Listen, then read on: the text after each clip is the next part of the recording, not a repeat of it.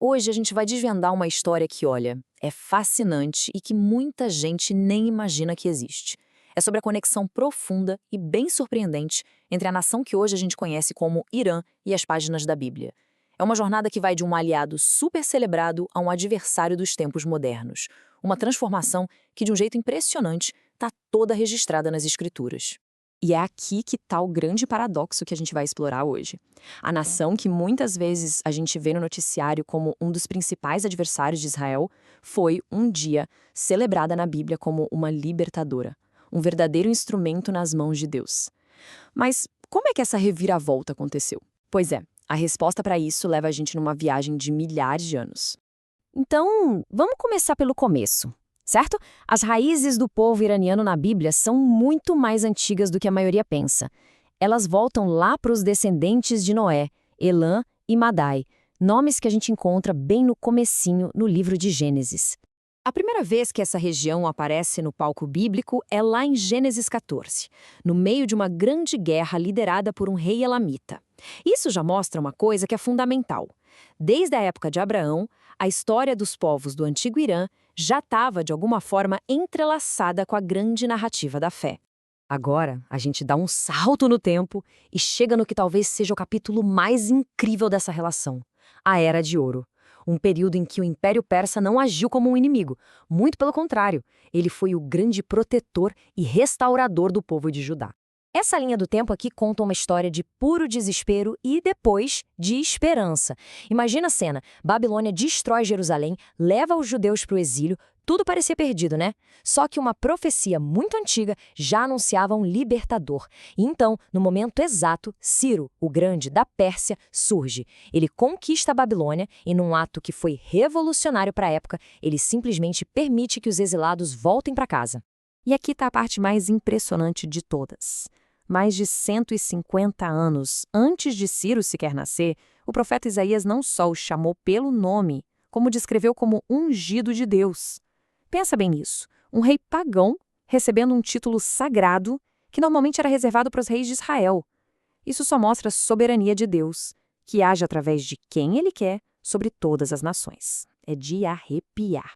E essa conexão não para em Ciro, não. A história de Esther é um drama que se desenrola bem ali, no coração do palácio persa. Uma jovem judia se torna rainha e, numa posição de poder totalmente improvável, ela arrisca a própria vida para impedir um genocídio que estava planejado contra o seu povo. De novo, o Império Persa se torna o palco onde a providência divina age de um jeito espetacular. E essa política de apoio não foi coisa de um rei só, ela continuou. Artaxerxes, por exemplo, financiou a missão de Esdras para restaurar a lei de Deus e a de Neemias para reconstruir os muros de Jerusalém. Ou seja, a Pérsia não foi só um detalhe, não, ela foi peça-chave, não apenas para a sobrevivência do povo judeu, mas para a completa restauração da sua identidade nacional e espiritual. Ok, agora respira fundo porque a gente vai dar um salto gigantesco na história, chegando no século XX. Como é que aquela nação, com uma história bíblica tão rica, se transformou no Irã que a gente conhece hoje? Bom, uma série de mudanças bem dramáticas preparou o terreno para uma revolução que mudaria absolutamente tudo. De um lado, a gente tinha o regime do Shah, um governo que queria modernizar o país, bem alinhado com o Ocidente, mas que, por baixo dos panos, era autoritário.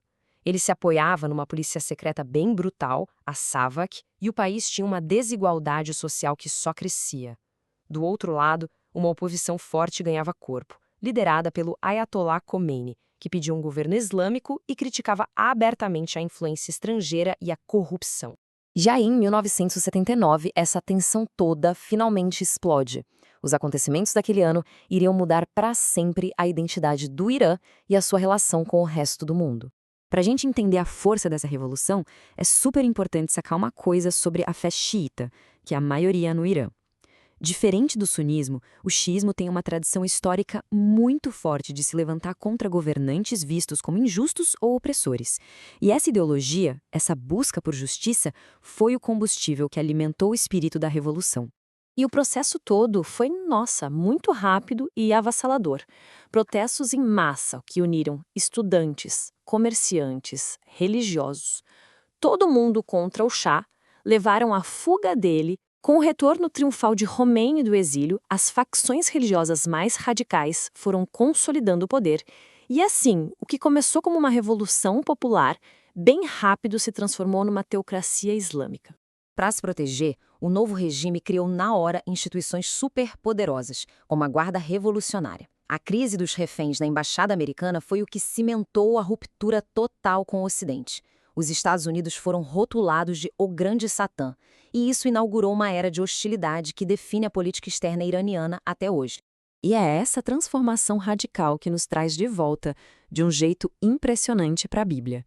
Muitos intérpretes das Escrituras olham para o Irã moderno e se perguntam: será que a gente está vendo o cumprimento de antigas profecias sobre os últimos dias? Uma das profecias mais comentadas sobre isso está em Ezequiel capítulo 38. Ela descreve uma grande aliança de nações que vai invadir Israel no fim dos tempos. E o ponto-chave que faz todo mundo parar para pensar é este: a Pérsia é mencionada ali com todas as letras como parte dessa coalizão. Para muitos estudiosos, não tem dúvida. Essa é uma referência direta ao Irã moderno. No entanto, a Bíblia é cheia de surpresas, não é? Existe uma outra profecia, essa menos conhecida, que oferece uma perspectiva bem diferente. O profeta Jeremias, depois de prever um juízo sobre Elão, a antiga Pérsia, ele também promete uma restauração nos últimos dias. Isso pode sugerir que a história divina para esse povo talvez não termine em conflito, mas sim em redenção. A jornada do Irã na Bíblia é, no fim das contas, um espelho da própria história humana. Uma mistura de graça, de rebelião, de juízo e, finalmente, da promessa de restauração. A questão que fica no ar é: será que ao observar a trajetória dessa nação, de libertadora a adversária, a gente estaria testemunhando os capítulos finais de um plano divino traçado há milênios? A história, como a gente pode ver, continua a se desenrolar bem diante dos nossos olhos.